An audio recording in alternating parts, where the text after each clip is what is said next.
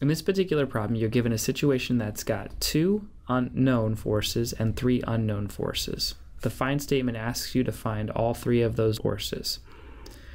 It's helpful to remember that you need at least as many equations as you have unknowns. So for this particular problem, we're going to need at least 3 equations. Those can all be developed utilizing static equilibrium. Since this particular problem is asking about static equilibrium, we do need to have a free body diagram. As always, the free body diagram needs a sign convention and variable names. So let's start with the x direction. You need to begin by stating your assumption of static equilibrium. And now we want to look and see if any of these are 0. F1 has an x component, F2 does not have an x component, F3 does not have an x component, F4 and F5 both have x components. So now let's write in their variable names. F1x is a negative F1. F4x is a negative cosine delta times F4, and F5x is a negative F5. Now you probably can see that there are too many unknowns in this equation to solve. I know F1, I know delta, but I don't know F4 or F5. So at this point in time, applying static equilibrium to the x direction is not going to be very helpful. So I'm going to move on to the y direction. Once again, begin by stating your assumption of static equilibrium. And now I'm going to look and see if any of these have 0 y components. F1's y component is 0, F2 has a y component, F3 has a y component, F4 has a y component, but F5 does not have a y component. So F2y is F2, a positive F2, F3y is a negative F3, and F4y is a negative sine delta times F4. Once again, we have 2 unknowns. We know F2 and delta, but we don't know F3 or F4. So at this point in time, we've used our static equilibrium in the x and our static equilibrium in the y, and we're still no closer to finding the answer. However, you have some additional tools at your disposal. If static equilibrium is true, then not only do all the forces in the x direction and the y direction sum to 0, but also all the moments will sum to 0, and the moments around any point will sum to 0.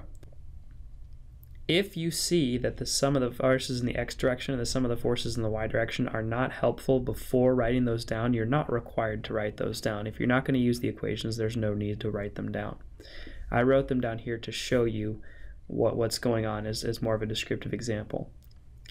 The best practice is to take your unknowns and extend their lines of action all the way across the page.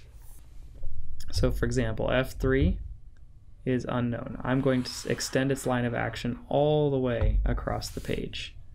F5 is also unknown. I'm going to extend its line of action all the way across the page. I'm going to extend F4's line of action all the way across the page. Now don't get bent out of shape that this is actually extending down into my work. That's okay. What I next need to do is look at those points of intersection and label them. So I'm going to call this point here point A. That's where F3 and F5's line of action intersect. I'm going to call this point down here point B. That's where F3 and F4 intersect, and I'm going to call this point over here point C. That's where F5 and F4 intersect. And now actually I am able to solve this problem with just a little bit more information. At this point in time, I have those 3 points, and I've got a couple of distances I need to solve for. I need to solve for h, and I need to solve for I. Solving for h, I'm going to use the tangent of delta. And the tangent of delta equals opposite over adjacent. In this particular case, h over g. This angle right here is the same as delta. Those 2 angles are both 80 degrees between that green line and the roof line. If we're using that angle, the opposite side would be h. I'm using the triangle made up of the roof, this diagonal green line, and point B. The opposite side is h. The adjacent side to that angle is the roof line, which is 10 meters. So solving that equation, we'll find that h equals 56.7128 meters. Point B isn't even on the building, that's really okay. If static equilibrium is true, it doesn't matter where we sum moments at, the sum of the moments around that point is going to be 0. Likewise, if we sum moments at point A, the sum of those moments will be 0. If we sum moments at point C, the sum of the moments will be 0. If I sum moments over here where the dot of the eye is, the sum of those moments is going to be 0. It doesn't matter where we sum moments, it will always be 0. To find distance I can say the tangent of beta equals the opposite over adjacent. Opposite is I. The adjacent side is going to be C, which is 2 meters. Looking at this small triangle made here of point C, this part of the roof, and the height of this roof, you will see we've got a right triangle with a 10-degree angle. The height of that right triangle is 2 meters. The base is what I called I. I then equals 0.352654 meters. You may be wondering why those 3 points are actually going to help us. Why did I extend my lines of action? Well, as I mentioned earlier, notice F3 and F5 both intersect at point A. If we sum moments around point A, the moment produced by F3 would be 0, and the moment produced by F5 would be 0 because their perpendicular distances are 0. They both go through point A, and so they're not going to produce any rotation. So what that means is my only unknown left would be F4. So now instead of the forces, the sum of the moments around point A is going to equal 0. Once again, this can be any point in space. Check and see how many of these variables are going to be 0. So F3 is not going to produce a moment at A, neither is F5. Looking at F1, F1 is going to produce counterclockwise rotation around point A. So that means it's F1. The perpendicular distance of F1 to A is B plus C.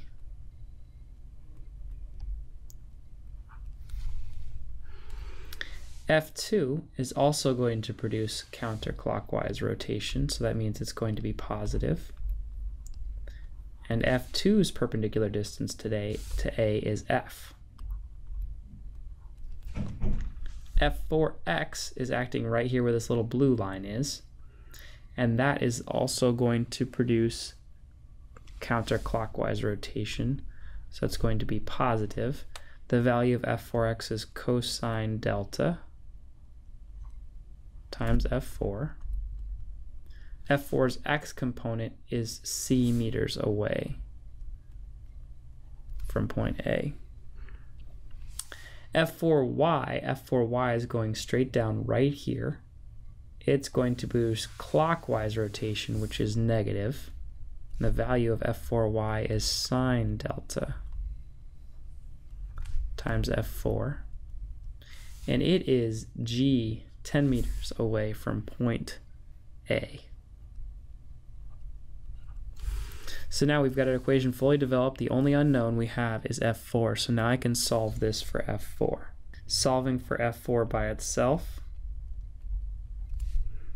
gives us F1 times B plus C plus F2 times F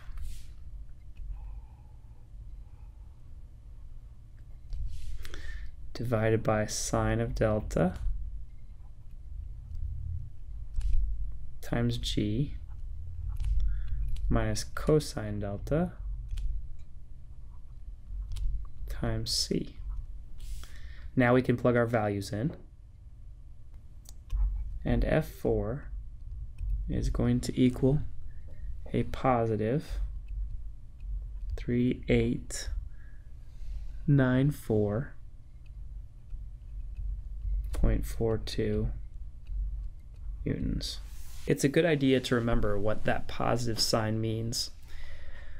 F3, F4, and F5 were all assumed at the outset of this problem. We have angles and locations for them, but we don't know which way they're going.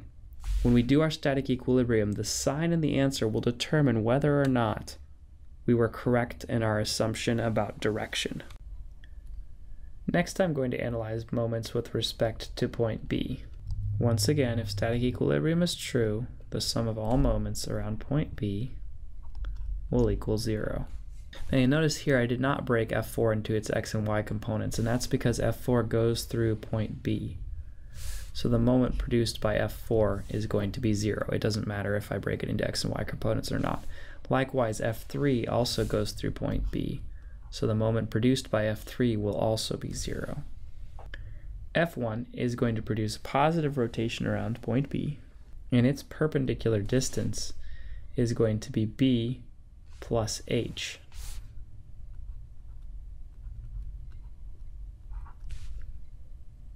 F2 is also going to produce positive rotation around point B, and its perpendicular distance is F. F5 is also going to produce positive rotation around point B, and its perpendicular distance is H minus C. Perpendicularly from point B, H minus C.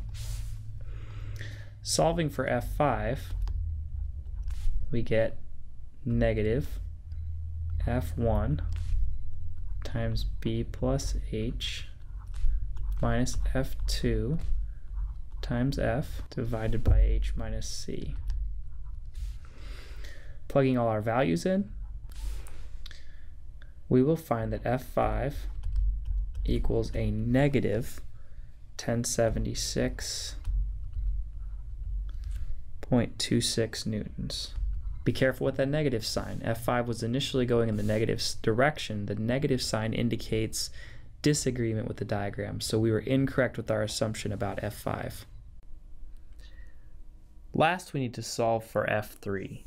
F3 is right here.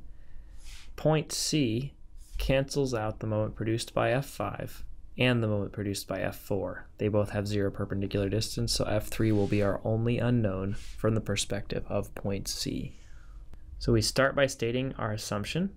F4 goes through point C, and so the moment produced by it is 0. There's no need to break it into its x and y components. F5 also goes through point C.